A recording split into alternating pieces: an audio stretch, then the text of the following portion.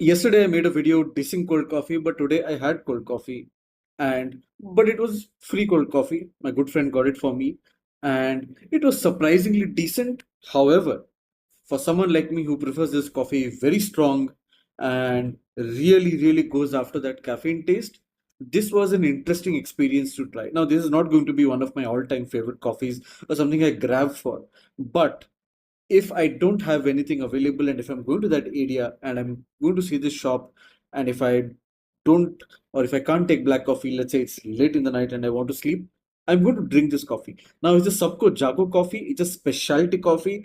That is why I took interest in it. If it were a regular brand like Nescafe or Brew or something like that, I would not even drink those cold coffee because honestly, all that is trash.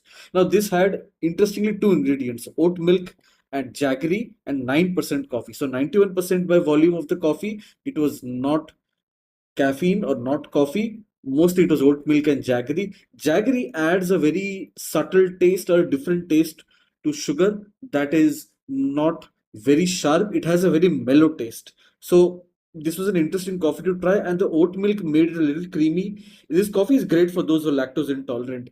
However, what this coffee sometimes lacked is it lacked that body of the cold coffee, right? The satisfaction you get from drinking cold coffee, that was missing. I just kept it in the fridge overnight and I had it. I didn't add ice or anything like that. And the caffeine kick that I got from this coffee was surprisingly decent. Not great. It didn't like keep me awake for a very long time or keep me energized. Like, I could not feel the caffeine hitting me because it was only 9% caffeine and I'm used to drinking a lot more caffeine.